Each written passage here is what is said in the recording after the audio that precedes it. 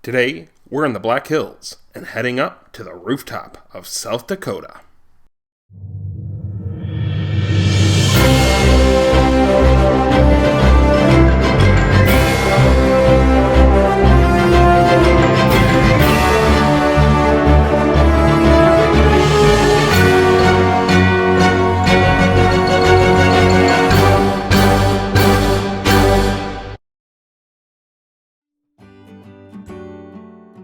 Hi, I'm Scott Marthaler. Welcome to another episode of Rooftops of America. Today, we're in Black Hills National Forest and headed up to the rooftop of South Dakota.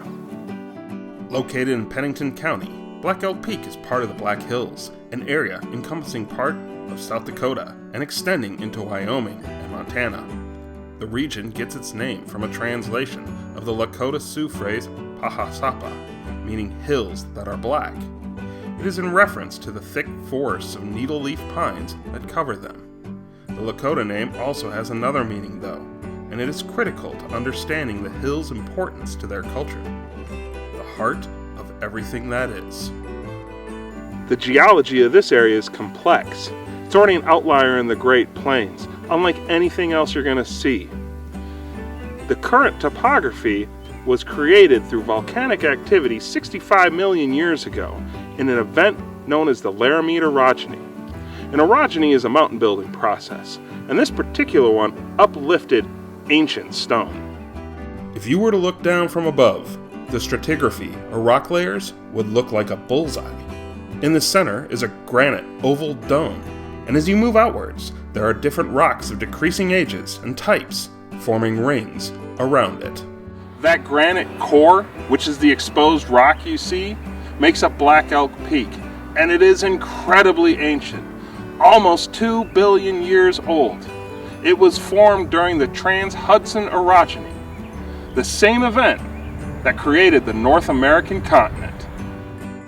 The geological complexity of the area has created a treasure house of natural wonders, with notable places such as Wind Cave, Devil's Tower, and Spearfish Canyon, along with many others. This area is rich in biodiversity. Surrounded entirely by prairie, it's like an island in the Great Plains. And it serves as an ecological crossroads with wildlife from the Rocky Mountains, from the Great Plains in the south, from the deciduous forest way out east, and even the boreal forest up north. Because of this incredible biodiversity, this place was prime hunting grounds for Native Americans. Native Americans have lived in the area for hundreds of generations, with archaeological findings dating back over 10,000 years ago. Many tribes have strong connections to the Black Hills and view it as sacred. In the latter part of the 18th century, part of the Sioux Nation, the Lakota, migrated from what is now Minnesota and forced the Cheyenne tribes who had been living in the region to the west. Like the Cheyenne and the other tribes before them, the Black Hills, and Black Elk Peak in particular, became incredibly important to the Lakota Sioux. This still has significant relevance to them even today. For them, it was the center of their world, the heart of everything that is. The Lakota medicine man, Black Elk, described this in his great vision. I was standing on the highest mountain of them all, and round about beneath me was the whole hoop of the world. And while I stood there, I saw more than I can tell, and I understood more than I saw. For I was seeing in a sacred manner the shapes of all things in the spirit, and the shape of all shapes, as they must live together like one being. And I saw that the sacred hoop of my people was one of many hoops that made one circle, wide as daylight and as starlight. And in the center grew one mighty flowering tree to shelter all children of one mother and one father. And I saw that it was holy. To explore this peak and its history is to talk about controversy and culture clash. And for the last 150 plus years, this place has been a focal point for it. The first European explorers may have been the La Vérendrye brothers in 1742, as they worked to expand French fur trading interests in North America.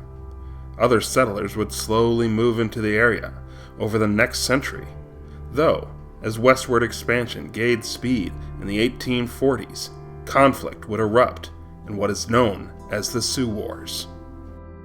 The Sioux Wars were a series of conflicts between the Sioux tribes and the U.S. government. They began in the 1850s and would last for the next 4 decades. They stem from a people who were trying to resist encroachment on their lands and protect their traditional way of life. At the start, the Sioux were one of the most powerful Native American confederacies in the Great Plains. Their people could be found from Minnesota to Montana. Over the course of the conflicts, the Sioux would slowly cede territory and rights until, in 1868, the U.S. government and the Sioux signed the Fort Laramie Treaty of 1868. It established the Great Sioux Reservation and exempted the Black Hills from all white settlement forever. That treaty would last for less than a decade, as animosity quickly arose, with neither side honoring all parts of the agreement. The final nail in the coffin, so to speak, was actually in the ground below. There had been rumors for years of gold in the hills, but those were confirmed in 1874 when General George Armstrong Custer led an expedition to the area. Once word got out, that created a rush as thousands of miners and settlers flocked to the area. They built cities such as Deadwood and Custer and Hill City. That massive influx of people would ignite the Great Sioux War. Also known as the Black Hills War, it would rage from 1876 through 1877. The most famous engagement of this conflict is the Battle of Little Bighorn in Montana, where the combined forces of the Lakota, Cheyenne, and Arapaho would soundly defeat the U.S. 7th Cavalry Regiment under the command of General George Armstrong Custer. The Sioux would never have the manpower or resources to stop the U.S. government, and in the end, at the agreement of 1877, the Black Hills were annexed and the Indian reservations were created. In 1889, the U.S. government would dismantle the remaining parts of the Great Sioux Reservation and make another 9 million acres of it available for sale to American settlers. The Sioux were forced onto 5 smaller reservations west of the Missouri River. The Sioux would never stop fighting, though the battlefield moved to the courtroom. In 1980, the U.S. Supreme Court ruled that the Sioux were due just compensation from the U.S. Congress for the land that had been taken over 100 years prior. The Sioux actually have never accepted the compensation, though, knowing it would legally terminate their claims to have the Black Hills returned. After the Great Sioux War, the mining industry would boom. Over the next 125 years, the Black Hills would produce 10% of the world's gold. The logging industry would also boom, providing the timber necessary to support the demands of the mines and an exploding population. With this taxing usage of the land, calls for preservation soon followed. In 1893, a series of wildfires would devastate the area, leading President Grover Cleveland to establish the Black Hills Forest Preserve in 1897. 10 years later, it would be redesignated a national forest.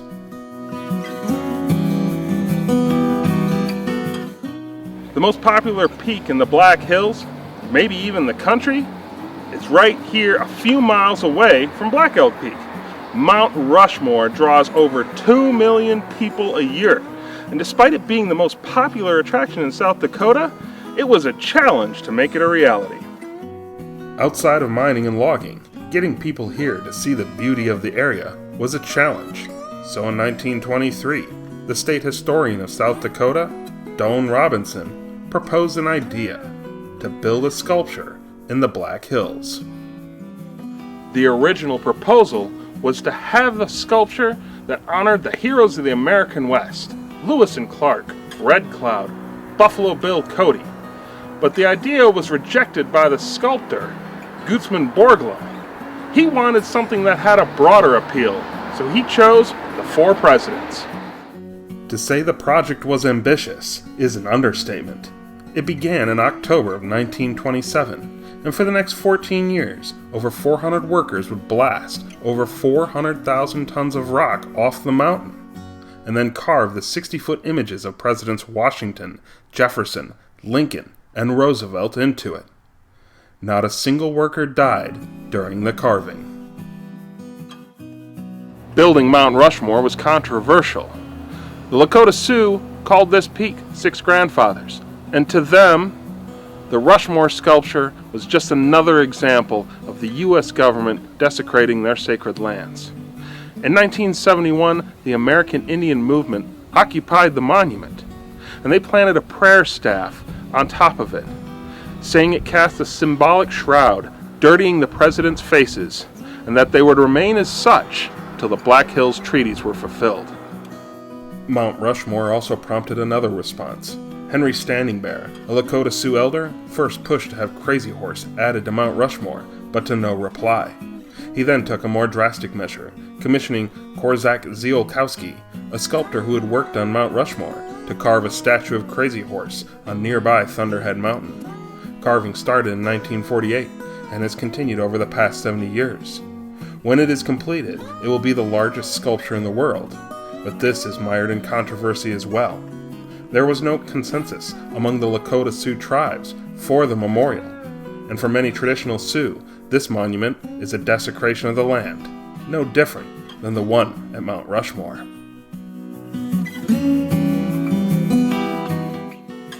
It's time we turn our attention to the Highpoint, but even that has had its share of controversy, the most recent being the name itself. The Lakota have several oral traditions on the name of the peak. One is Hinhankaga, or Owl Maker Hill, in reference to the stones that look like owls. It was a sacred site. In 1855, it was renamed after General William Harney, the commander of a military expedition in the region. To the Sioux, this was a grave insult. To have the peak named after a man who had massacred Brule Sioux women and children at the Battle of Ash Hollow. Efforts to rename the peak actually started decades ago, and after years of lobbying, it was finally renamed in 2016 to honor Black Elk. In the latter half of 2016, descendants of General William Harney and Little Thunder, the chief of the Brule Sioux at the time of the massacre, met at Sylvan Lake in a ceremony of forgiveness and healing.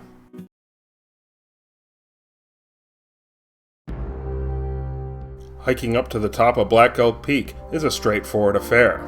There are multiple options to get to the summit, with well-established trails of various lengths and skill levels throughout the forest. Trail information can be found on the Black Hills National Forest website. To get to the top of Black Elk Peak, we're going to take the 9 South Trail. It's 3 miles to the summit, and you're going to gain 1,000 feet. Let's go check it out.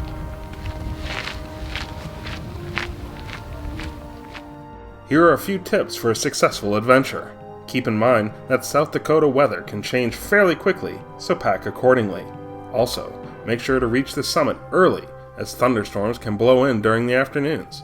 And finally, respect the wilderness and leave no trace. If you pack it in, then pack it out.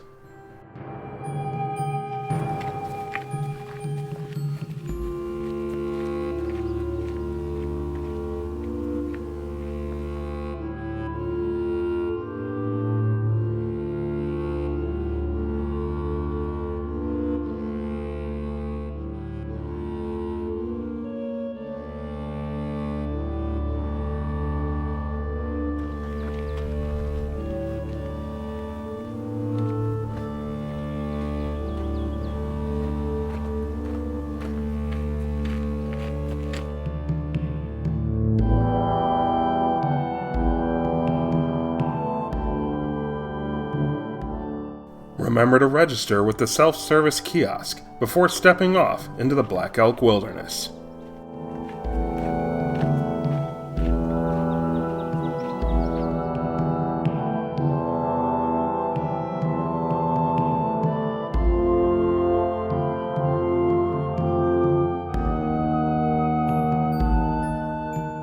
During your hike, you will take in views of both Devil's Tower and Cathedral Spires. Both can be reached by spur trails along the route.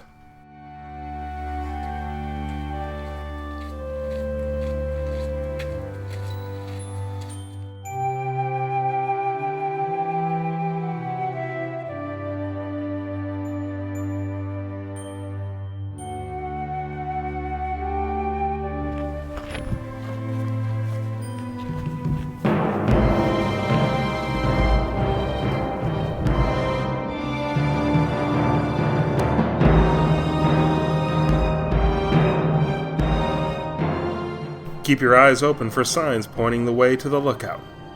At this point, it is only a short distance further to the summit.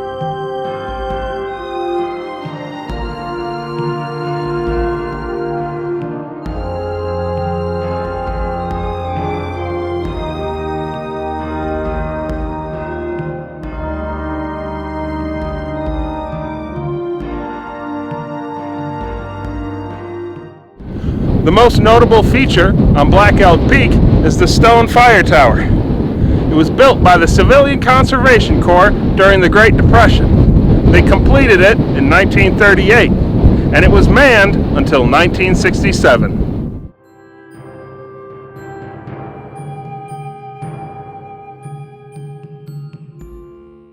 And here we are on the summit of Black Elk Peak, the rooftop of South Dakota. Coming in at 7,244 feet, makes this the 15th highest state high point in the USA. I'm Scott Thaler. Thanks for joining me on another episode of Rooftops of America. I'll see you soon.